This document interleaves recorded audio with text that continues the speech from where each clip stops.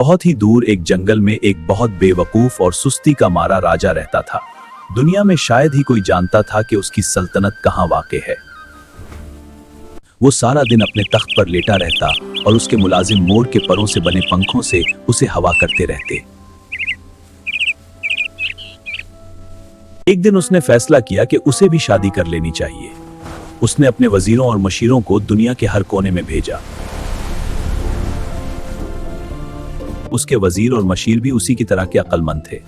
उसने वजीरों को कहकर भेजा था कि उसकी बीवी ऐसी हो जो जमीन पर भी चल सके और हवा में भी उड़ सके, जिसकी शक्ल इंसानों जैसी हो लेकिन वो इंसान न लगती हो, उसके 4 बाजू और 4 टांगे हो। बेचारे वजीर और मशीर सख्त परेशानी के आलम में दुनिया भर में मारे मारे फिर रहे थे। ये नामुमकिन है लेकिन मैं इसे तलाश करना होगा। तभी उन्हें रास्ते में एक बहुत अक्लमंद बूढ़ा मिला जिसे उन्होंने अपनी मुश्किल बताई। वो हंस कर बोला, ये तो बहुत आसान है। यहां से एक बंदरिया पकड़ो और अपने राजा के लिए ले जाओ।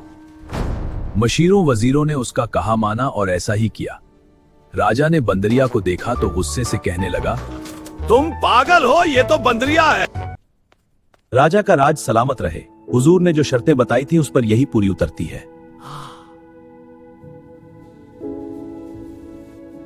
ये दुनिया में वाहिद जानदार है जिसकी शक्ल इंसानों से मिलती है लेकिन ये इंसान नहीं है।